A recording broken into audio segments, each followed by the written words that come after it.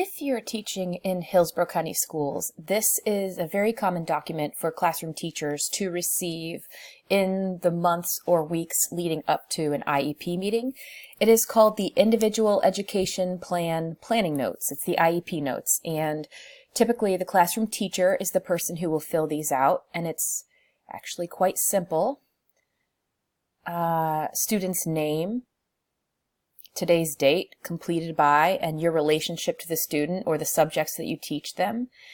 This section is where you would, the following section is student strengths and needs, including concerns of the parent. So if you're in contact with a parent and you can speak for them, if you're seeing something that you're concerned about or that you're seeing progress in a certain area, this is where you would fill that out. The curriculum and learning section, you check all of these that apply. So under curriculum and learning, it says student requires no assistance beyond what is normally available to all students. If you check this box, it means that they are performing on level with the rest of their typical peers.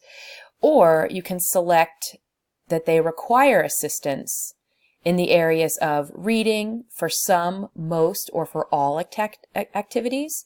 And the same goes for mathematics, written language, other content areas that you can specifically list.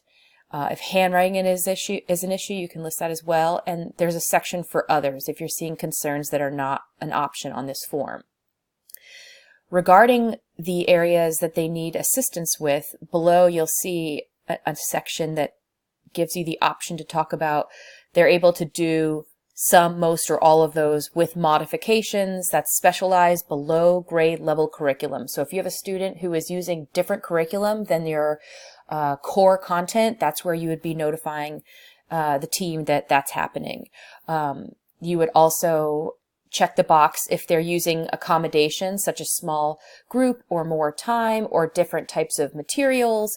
And those are not the only options, but those are the most common, which is why they're listed on the form. There's also specialized equipment material. That's when you possibly have someone who's doing the handwriting on behalf of a student. If they have motor skills where they're unable to record the thoughts that they have. Task completion, if they're having trouble actually completing tasks or following directions. And then there's a section for other in case you'd like to be more specific about something that's not offered. If they have FCAT, which FCAT is not, or any other standardized assessment, you can list that in this section. End of course information, like grades, if you're close to having those.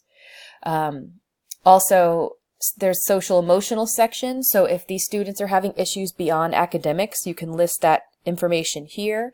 If they're struggling with independent functioning, typically these are seen in more contained classes than they are in general education. And then communication, that's also something you can list in there. Healthcare is another option, where you can either list that they require no assistance beyond what is normally available, or due to X medical condition, they require Y services. And the additional input section down here at the bottom, you can talk about their progress on the previous goals, or if you have a feeling that they need a new goal in a certain area, you can list that here. You can discuss the impact of the disability. If you think that they need transition needs for maybe going from 5th grade to middle school, that would be something you'd want to keep in mind. Attendance, attention, homework completion, grades. And if this 3 lines, which I'm hoping is not enough for you to put in additional input, you would check this box down here at the bottom that additional sheets are attached because you have additional information. And the reason that this form is so important for you to really fill out in totality is that this really does inform the goals that go into your student's IEP. And truly you are an advocate for this student, and you see them more than any other person during the day, in fact, even more than their own parents.